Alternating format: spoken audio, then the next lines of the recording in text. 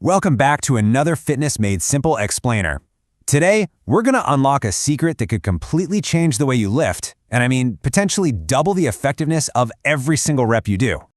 So, let me just ask you this.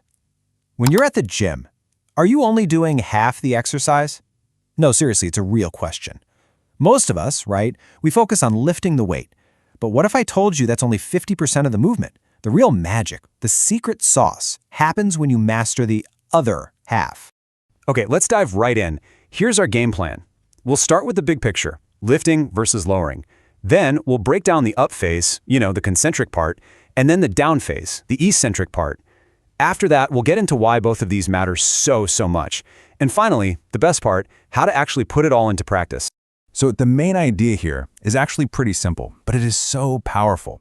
Every single repetition you do, doesn't matter if it's a bicep curl, a squat, a bench press, it has two distinct parts, the lift and the lower. And guess what?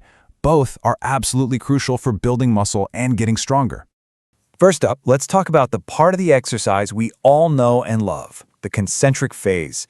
This is that moment of effort, right? The push, the lift. So what in the world is a concentric contraction? Well, it's what happens when your muscle fibers shorten to create force.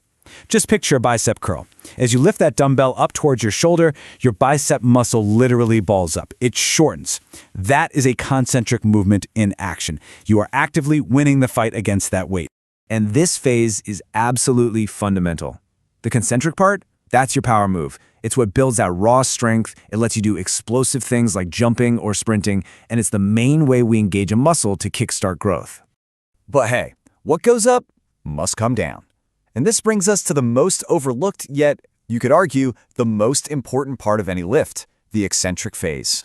An eccentric contraction is the, you guessed it, complete opposite of concentric. Instead of shortening, your muscle is lengthening, but it's still under tension. Let's go back to our bicep curl. This is the part where you slowly and with control lower that dumbbell back down. You're not just dropping it, no way. You are actively resisting gravity the whole way down. So why should you care so much about this lowering part? Well, listen up, because this is where a huge chunk of your gains are hiding. The eccentric movement, it actually causes more of those tiny micro tears in the muscle fibers, which sounds bad, but it's essential for stimulating repair and growth. You're basically creating a stronger signal for your muscles to rebuild bigger and stronger. It also teaches your body how to handle heavier weight safely, it improves your overall control and stability, and, this is a big one, it is a massive factor in preventing injuries. Let's just put it all side by side to make it super clear. Concentric, your muscle shortens, it's the lifting part, like curling the weight up. Eccentric, your muscle lengthens under that load. It's the lowering part, where you're controlling the weight on its way down. See? Two sides of the same coin, and both are absolutely essential.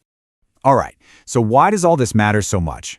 Well, because focusing on just one phase is kind of like trying to clap with one hand. The real explosive results, they come when you consciously train both of them together.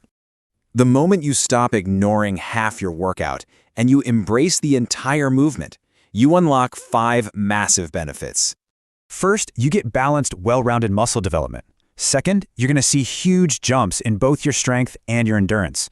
Third, that eccentric phase becomes an absolute powerhouse for muscle growth. Fourth, your overall athletic performance gets a major boost. You get power from the concentric and stability from the eccentric. And last but not least, you build resilient muscles that are way less likely to get injured. Okay, theory is awesome, but how do we actually use this information in our next workout? It's actually a lot simpler than you might think. Here is your new game plan for a perfect, balanced rep. Step 1, the lift. Be powerful, be explosive. Lift that weight with real purpose. Step 2, the lower. Now slow it right down. Fight gravity. A great rule of thumb is to make this lowering part last 2 to 3 times longer than the lift. Be deliberate. Really feel that muscle working as it lengthens. This quote just sums it all up perfectly. This isn't just a tiny tweak to your workout, it's a fundamental shift.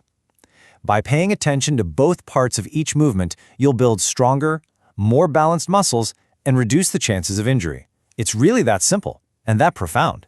So, as we wrap up, I'm going to leave you with this question to think about for your next gym session. Which part of your lift will you focus on tomorrow? Will you focus on a more powerful up or a more controlled down? Of course, you know the best answer is both. Thank you for watching and see you soon for the next one.